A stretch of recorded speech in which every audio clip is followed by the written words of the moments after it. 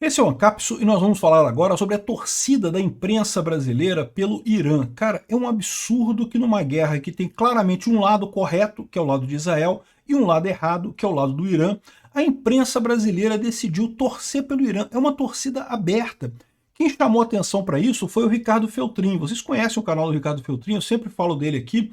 Recomendo que vocês se inscrevam lá no canal do Ricardo Feltrin, é muito bacana, é um cara que entende muito dessa área de comunicação e coisa e tal. E ele está apontando essa inconsistência absurda da imprensa brasileira está abertamente torcendo pelo Irã. Por que será que é isso, cara? Será que os jornalistas brasileiros são todos de extrema esquerda e, portanto, apoiam esses regimes ditatoriais? Que não faz sentido também a esquerda apoiar esses regimes ditatoriais, né? Afinal, a esquerda é favorável aos gays, às mulheres e coisa e tal, e lá no Irã é todo mundo reprimido pra caramba. Por que esse pessoal apoia lá? Mas mais do que isso, será que os jornalistas brasileiros não percebem o absurdo que é o regime do Irã? Aqui no Brasil, eles criticam a religião, não porque o pessoal religioso é perigoso, não sei o que lá, e eles torcem para um regime teocrático, né? O Irã é um regime teocrático. Vamos entender esse caso aqui, porque eu acho que dá para a gente ver dois problemas sérios aqui. O primeiro problema é essa tara esquerdista com o palestino, que é a derivada absurdamente, claramente de antissemitismo, puro, não tem outra alternativa. E, além disso, aqui no Brasil você tem o fenômeno do anti-americanismo. Vamos falar sobre esse assunto. Essa notícia foi sugerida por Chuchu Eu Te Amo e várias outras pessoas. Obrigado aí ao pessoal que sugeriu notícias lá no nosso site, no visãolibertaria.com. E obrigado a você que está assistindo o nosso vídeo. Se você gosta do nosso conteúdo, por favor, deixe o seu like e se inscreva aqui no canal, né? E lembrando que eu estou acompanhando essa guerra do Irã com Israel, né? Eu tenho feito vídeos diários sobre isso, eu acompanho tanto o caso da Ucrânia com a Rússia, quanto Israel com o Irã, que na verdade é a mesma guerra, tá? A Rússia é aliada do Irã, né? Já está se formando um eixo do mal aqui no mundo, que tem a Rússia, o Irã e a Coreia do Norte por enquanto. Existe o risco da China entrar nesse eixo do mal também, existe o risco do Brasil entrar nesse eixo do mal também. Mas, por enquanto, o eixo do mal é Irã, Rússia e Coreia do Norte. E se você quiser acompanhar isso aqui, está lá no meu canal Mundo em Revolução. Eu vou deixar o link dos últimos vídeos aqui de Israel e da Ucrânia sobre essa situação da guerra. Todos os dias tem vídeo lá com as novidades, o que está acontecendo, quem avançou, quem não avançou, o que aconteceu.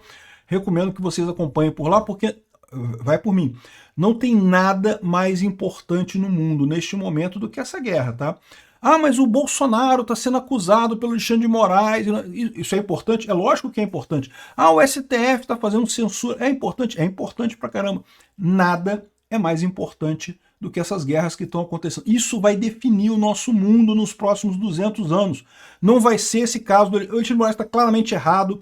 O STF está claramente errado na censura. Isso vai ser resolvido. Essa guerra é algo que pode mudar o mundo, né? Mas então, se você quiser acompanhar essa guerra, vai lá no canal Mundo em Revolução.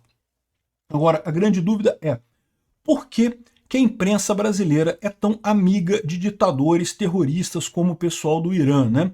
Esse é o caso. Aqui, ó. Irã abateu 10 caças, bombardeou base de suprimentos e barrou destroyer britânico. Eles estão falando isso daqui abertamente, de tudo que foi dito lá pelo Irã. O que o Irã fala para eles é verdade, né? Aqui, ó. Por outro lado, Israel diz ter destruído caças do Irã em aeroporto em Teherã. Qual que é o problema dessa história aqui? O Israel ter destruído caças do Irã em aeroporto de Teherã, isso é documentado. Israel ter destruído caças do Irã é documentado. Tá aqui, ó. Olha a imagem aqui de infravermelho de Israel destruindo os caças do Irã no aeroporto. Tem amplas evidências disso daqui. Ah, foi a mídia israelense que falou? Foi, mas tem evidências, é óbvio que é isso. Ao passo que esse negócio que o Irã abateu 10 caças e coisa e tal, se você olhar aqui, ó, isso aqui é a foto que o pessoal coloca como prova da coisa. Olha só, cara, isso aqui não tem como um jato ser desse tamanho. Olha o tamanho das pessoas aqui. Essa daqui é uma outra foto que eles colocam também, que é uma outra foto absurda. Se você reparar aqui, o formato da asa em relação ao cockpit está totalmente errado. Não faz sentido. Isso aqui foi gerado por inteligência artificial claramente, né? Mais do que isso, o fato do motor estar girando. Meu amigo, o motor a jato não funciona assim, cara. Se não tem o ar entrando na frente da turbina, a turbina desliga. Ela não tem como ficar girando ou com calor dessa forma que está aqui. Então, ou seja, essa foto aqui é claramente inteligência artificial, tal como essa daqui, que é claramente inteligência artificial. o Irã não mostra nada e de fato não derrubou nenhum jato.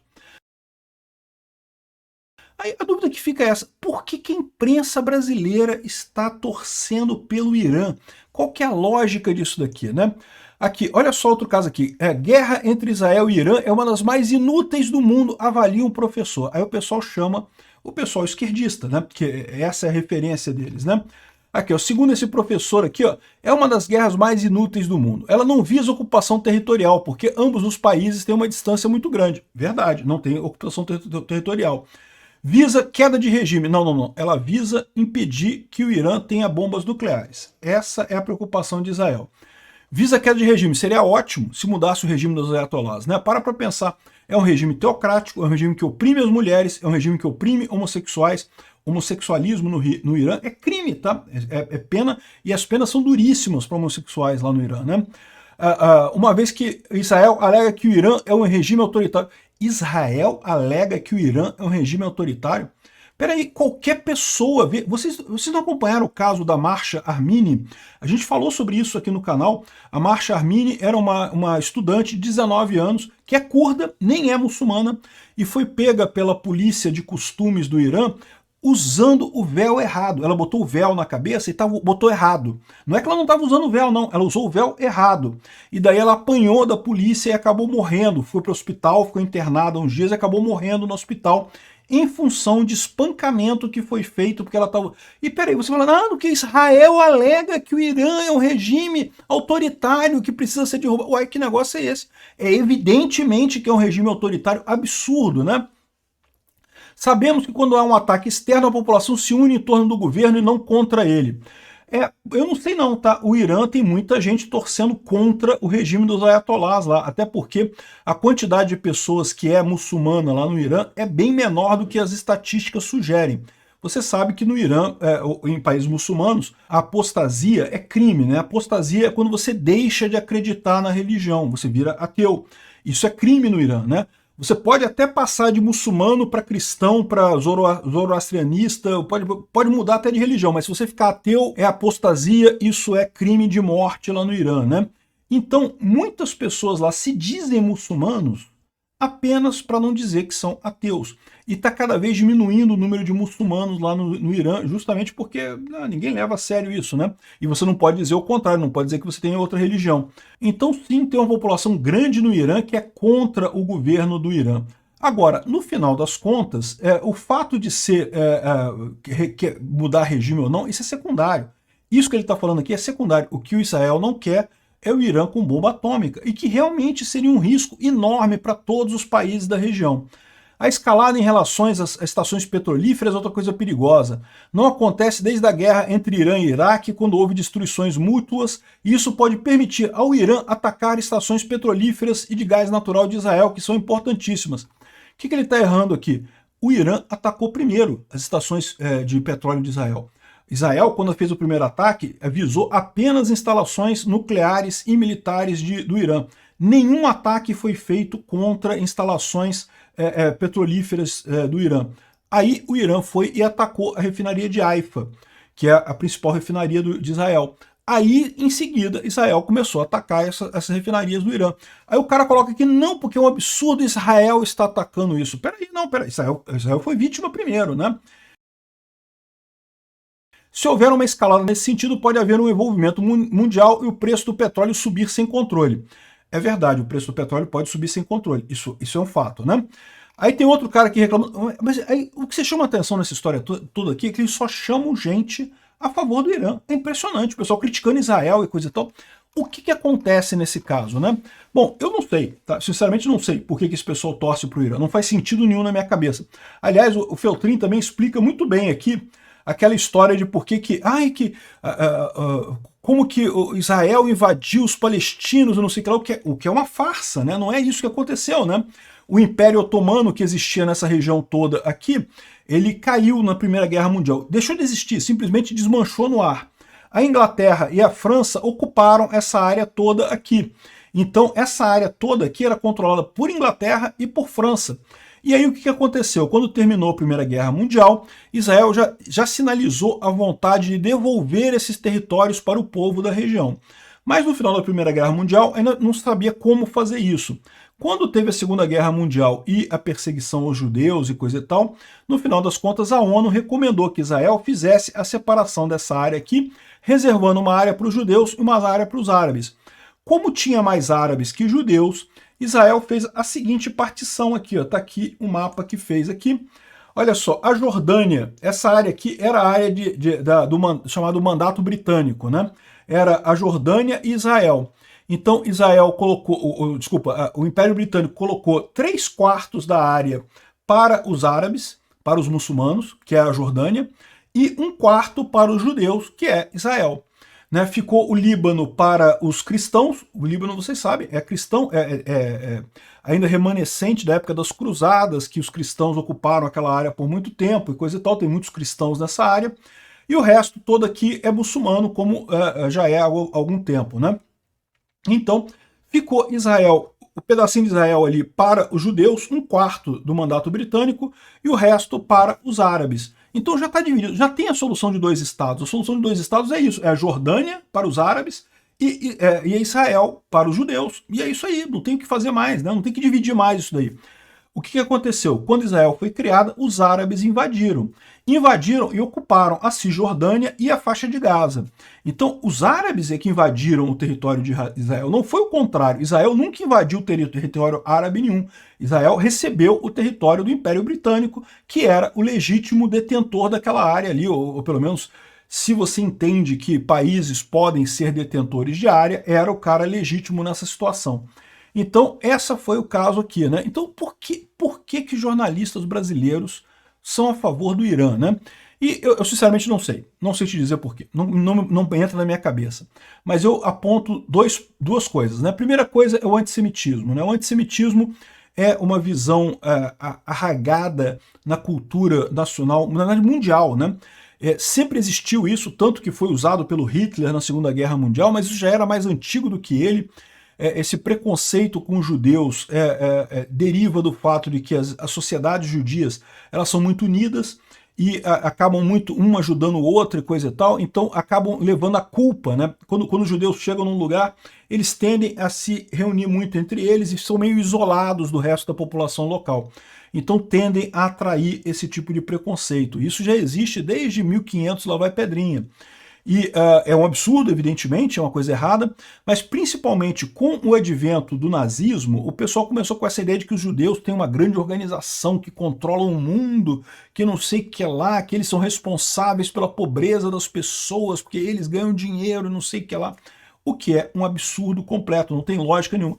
Tem judeus muito ricos? Tem judeus riquíssimos, é verdade. Mas tem judeu pobre também, meu amigo, não tem esse negócio não. Eles são gente como a gente, como qualquer pessoa, né? Tem judeus ruins? Tem judeus ruins, tem como qualquer pessoa, tem católicos ruins e muçulmanos ruins, tem também. A questão toda é que criou-se esse ódio contra judeus, e isso a esquerda adora. Por quê? Porque é uma coisa fácil. A esquerda adora coisas fáceis de mobilizar pessoas. Por isso que a esquerda é tão pró-Palestina. O grande objetivo da esquerda é angariar poder. E como ela vê que é fácil você iludir as pessoas dizendo que judeu é ruim, o pessoal vai por esse caminho e daí consegue angariar apoio, consegue angariar doações e coisa e tal. É uma estratégia canalha, uma estratégia muito ruim, né? Então, de parte, é justamente por conta disso. Existe muita infiltração esquerdista nas redações brasileiras, e daí esse ódio a Israel, esse antissemitismo aberto e essa preferência pelo Irã. Mas não é só isso. Você tem também o fator do anti-americanismo no Brasil, né? No Brasil, infelizmente, a gente tem essa praga, né? O brasileiro olha para o nosso país e fala, caramba, a gente tem a mesma idade dos Estados Unidos. Os Estados Unidos foram criados mais ou menos na mesma época do que o Brasil. Não tinha, lá só tinha mato e índio, aqui só tinha mato e índio. E começou mais ou menos ao mesmo tempo. A gente começou a construir um país aqui, eles começaram a construir um país ali. Até 1800 e alguma coisinha, era basicamente do mesmo tamanho. A economia dos Estados Unidos, a economia do Brasil era mais ou menos a mesma coisa, não tinha assim grandes diferenças em termos de economia. No entanto, chegou o século XIX, século XX, e o que a gente tem hoje? Hoje o Brasil é um país eco de merda, uma república de terceira categoria na América Latina, e os Estados Unidos é a grande potência mundial. É natural que surja um sentimento de inveja entre os brasileiros em relação aos americanos. Caraca, o que aconteceu? Como que a gente pode estar chegando aqui e eles estão naquela posição lá? O que aconteceu? O que tem de errado e coisa e tal? Isso gera um anti-americanismo entre os brasileiros. Tem que tomar cuidado com isso. Porque a verdade é que eles estão melhores do que a gente porque eles tomaram decisões corretas e a gente tomou decisões idiotas. A gente elegeu Getúlio Vargas. Para pensar, bicho. Quando o Getúlio Vargas deu o golpe aqui, você pode dizer assim, ah não, porra, não foi culpa dos brasileiros, porque o cara deu um golpe, pegou as Forças Armadas e deu um golpe, não tem o que fazer. Mas aí depois que ele terminou o golpe, que a gente conseguiu tirar Getúlio Vargas, o cara se candidatou. Cara, o brasileiro foi lá e votou no cara. Bicho. Cara, não dá pra entender isso, bicho. É uma coisa absurda.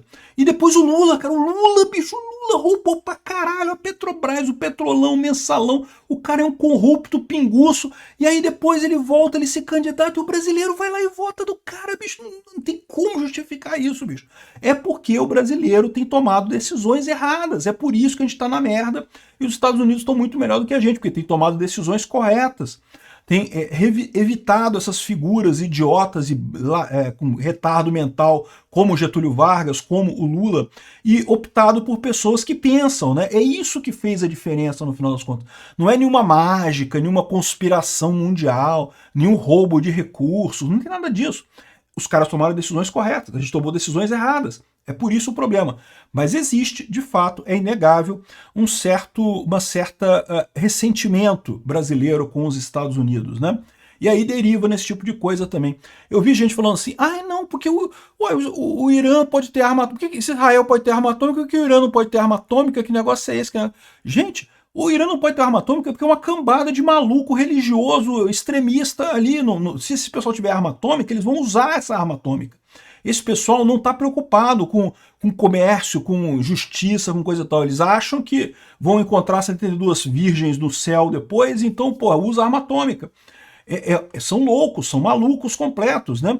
E muito disso daí é o pensamento de que, não, mas o Brasil quer arma atômica também. Pra que o Brasil quer arma atômica? Que lógica tem isso, bicho? A arma atômica não serve pra nada. Olha a Rússia se fudendo lá na guerra com a Ucrânia, mesmo tendo arma atômica e se quebrando todinha na guerra lá. Enfim, o meu diagnóstico é esse. Posso estar errado, mas eu acho que é isso. Primeiro, esquerdismo exagerado, e esquerdista é essencialmente antissemita, é essencialmente contra judeus, e também esse anti-americanismo que tem aqui no Brasil. Esse é meu diagnóstico de por que tantos jornalistas no Brasil estão torcendo para o Irã. Agora, pode ser pior que isso, tá? Pode ser por dinheiro. Porque a Rússia é aliada do Irã. E a Rússia banca um bocado de jornalista aqui no Brasil, tá? Não se esqueça disso. Tem muito jornalista no Brasil que recebe dinheiro da Rússia.